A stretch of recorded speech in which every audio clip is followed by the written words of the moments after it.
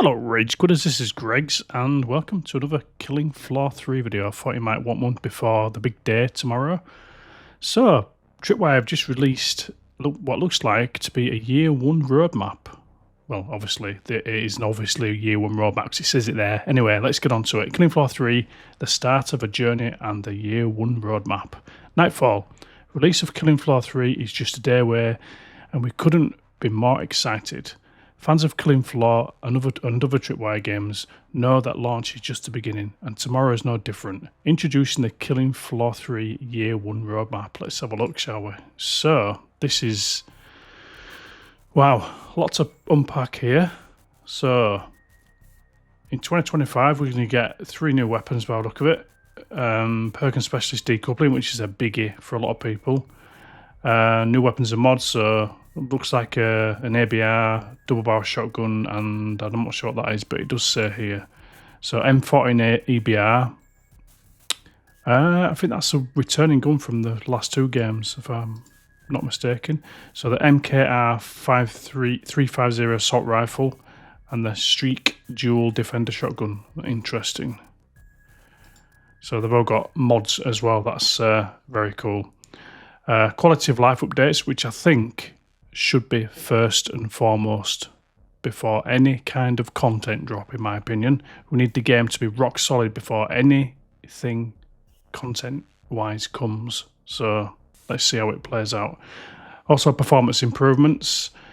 So as you can see, in Season 2, which is obviously coming this year, I'm not sure how they're doing seasons this year, I have no idea. So DJ Scully, which we've seen. New map Prison, again, which they alluded to on the one of the streams. So new weapons and mods, which I'm assuming is more in addition to these over here. New assignment, campaign and rewards. Interesting. This looks like a really interesting map. Obviously it's only conceptual on this screenshot, but it does look rather Jurassic Park-esque. So as we hop over to Season 3 in 2026, we've got the release of a new map that looks very much like a nighttime or a dusk or an early morning version of Killing Floor 2's very cool, no pun intended, outpost map. So interesting. Getting a very The Thing vibe from this screenshot here. John Carpenter's classic 80s remake.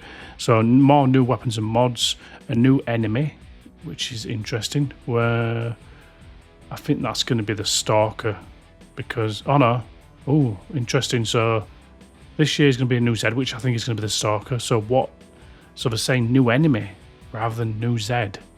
So could that be something? If it's not, it better not be fucking EDARS, as I'm going to uninstall the game, I'm telling you now.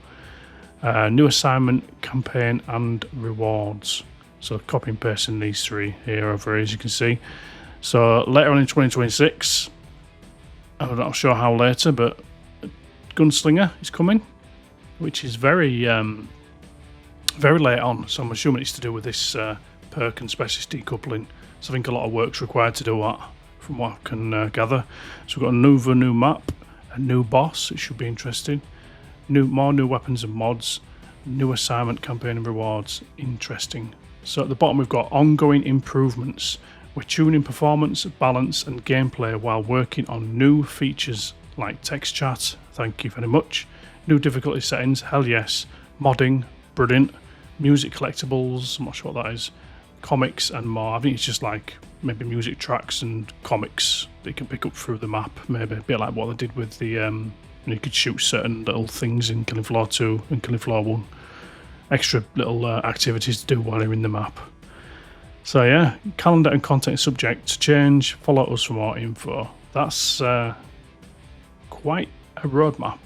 Interesting. So as I say, new free content including maps, weapons and the mods, challenges, enemies and difficulties, and a new perk and specialist are headed your way. Starting with the rearmament update, players can look forward to several new tools, as we've seen earlier on. Along with these new additions, players can expect the perk and specialist decoupling work to be completed, allowing the choice of any specialist to be any perk, and several major quality of life improvements based on player feedback. Thank you very much. That's good. We'll be sharing more details and sneak peeks at many of these items as we get close to them landing in players' hands.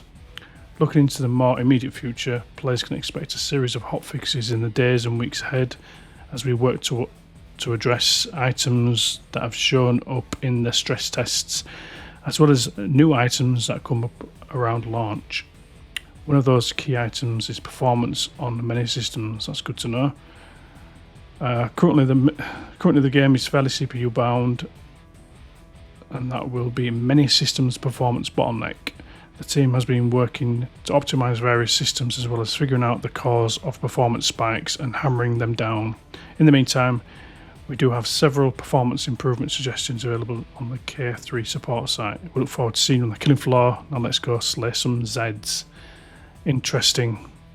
Very interesting roadmap. So, I wasn't expecting that. It seems to be something you would sort of reveal post-launch, but I suppose any info is good info. So yeah, look forward to an interesting year ahead. I'm cautiously optimistic. We'll see how things go. But yeah, I thought I'd just post this because I just saw it on my Steam community page. So there you go. What are your thoughts? Let me know in the comments. Drop us a like, a subscription would be lovely. And yeah, keep up the support and I'll keep up the content. Love you, boys and girls. Bye.